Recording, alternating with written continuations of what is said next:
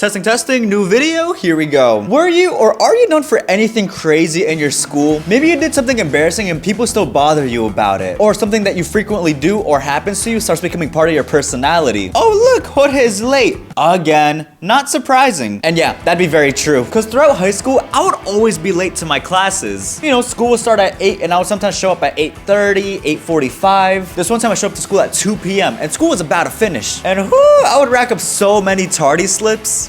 I'm a bad influence. Why am I telling you guys this? Don't do what I did. Let's change scenes. I feel like I always start my videos in the hallway, which is why I decided to start at that chair. I don't know why I'm saying this. But anyways, in middle school, I always had this buddy who was the complete opposite. Instead of him coming to school late, he would get picked up early. Every day, an hour before school was gonna end, my teacher would get a phone call. Oh, that's probably for Michael. And again, it happened very frequently. Michael, your dad is in the office to pick you up. Sounds good. It became so frequent where it came to the point where the teacher wouldn't even answer the phone anymore. Michael, your dad is downstairs to pick you up. But miss, you didn't even answer the phone. Do I have to? Just pick up your things and go to the office. However, this one time the teacher was actually wrong with her guess. Miss, my dad isn't downstairs. The staff said they tried calling you about some papers that are in the office. Oh, really? Oh, sorry about that. Okay, so we briefly talked about arriving late and getting picked up early. However, there was one more big scenario that I've played a huge part of. And it was in elementary school, being picked up late. Throughout elementary school and the majority of middle school, I would always be that kid who would be picked up last by their parents. And I've talked about these situations before and made some previous shorts, but you know what? Let me go more in depth this time around. My poor second grade teacher would have to stay overtime waiting for my mom to pick me up. Oh, we would be in the blistering sun, freezing cold, and we would also talk about anything. So miss, how's your husband doing?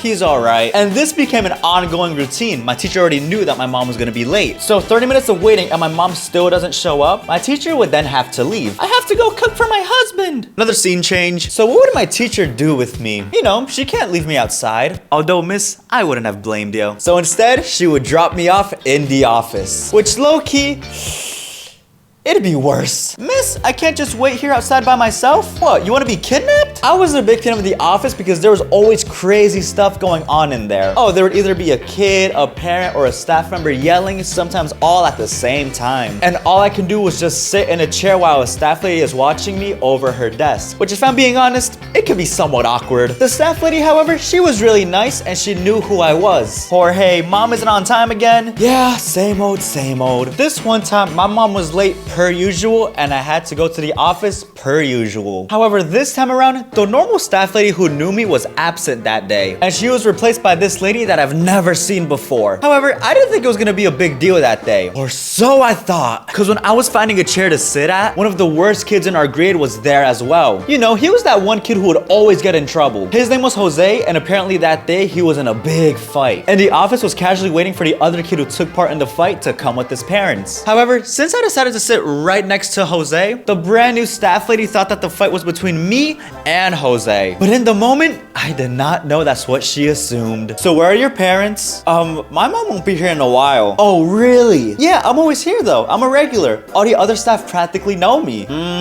Don't be going nowhere getting all smart with me. She had a feisty attitude. You know, always that snap. 10 minutes later, my mom walks in and the new staff lady starts coming up with a false narrative and starts snitching on me. And it was some of the craziest stuff that I've ever heard come out of somebody's mouth. Ma'am, your son was in a big fight with this other kid and we're here to figure out their punishments. Wait, what? Ooh, my mom was furious and she pulled a death stare. You know that face, right? Where you know for a fact you're not gonna see the light of day for a week. And she starts yelling at me in front of the office staff and Jose.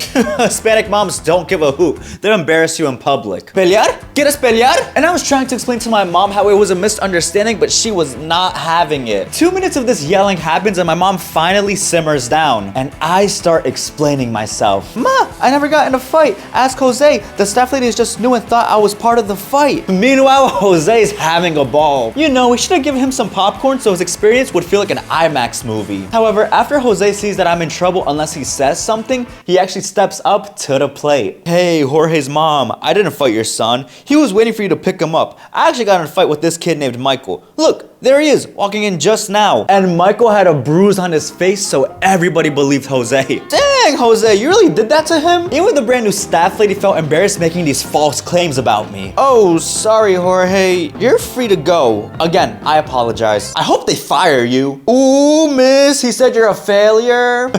Props to Jose for stepping up to the plate. See, not all bad kids are actually bad. Some are hilarious. And after that, my mom actually decided to pick me up from school on time for like a good 2 weeks. You know, she would make sure I actually didn't get into fights. And every chance she had, she would interrogate me and ask me questions about so-called fights. So if somebody punched you, would you punch them back? Conteste! Sure, yeah, I would. Self-defense. Oh no, my son is a criminal. I need to send him to a boot camp. No, Mama, no. I would never get into a fight. All right, but if you do, I'll hit you with my sandal. We don't condone violence in this household. The irony in that sentence. Cling. Cling, cling, cling. Yes, sir. Subscribe to the Clips channel. Follow the Twitch. Follow the Instagram. All links are in the description. Thank you so much for watching. I like how I started and ended at this chair.